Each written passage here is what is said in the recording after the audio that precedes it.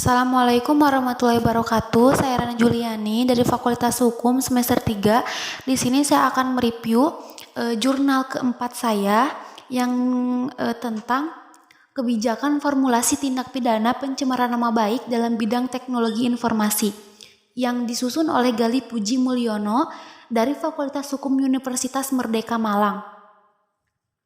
Tindak pidana pencemaran nama baik melalui teknologi informasi saat ini semakin meningkat dan paling banyak ditangani oleh pihak Kepolisian Republik Indonesia.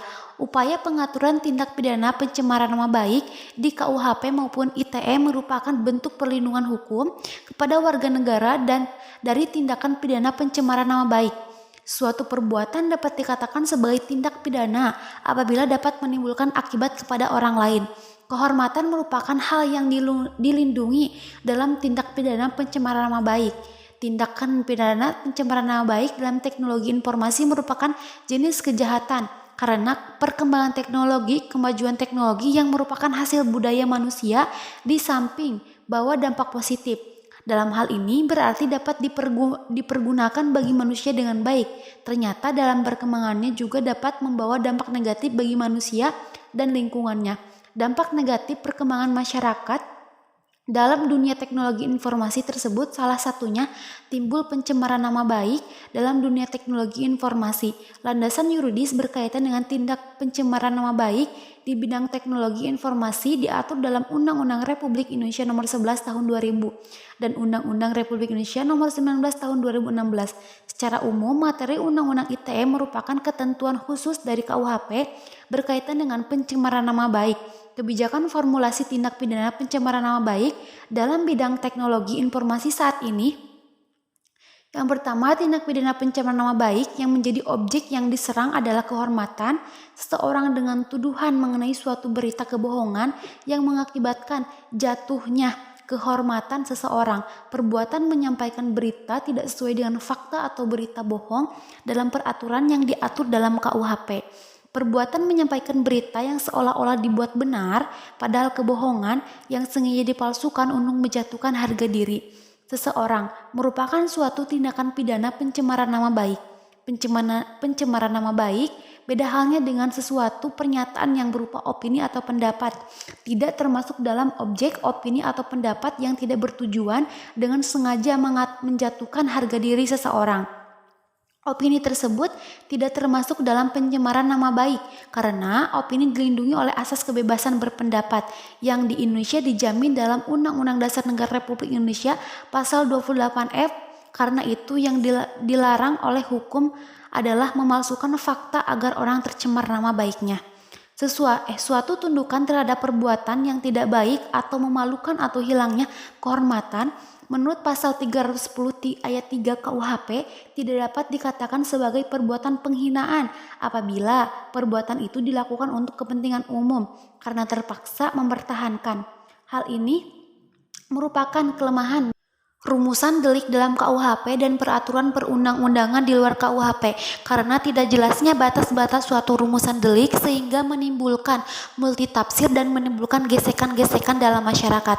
Titik singgung sangat tipis antara pendapat atau opini dan pencemaran nama baik, yang mana hal tersebut tidak dijelaskan secara tegas dan peraturan perundang-undangan di Indonesia menimbulkan permasalahan baru dalam perkembangan masyarakat.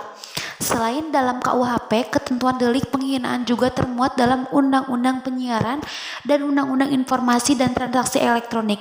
Delik pencemaran nama baik terdapat dalam Undang-Undang Penyiaran termuat dalam Pasal 36 ayat 5 Undang-Undang Republik Indonesia Nomor 11 Tahun 2008 tentang informasi dan transaksi elektronik merupakan upaya mengkriminalisasi beberapa tindak pidana cybercrime.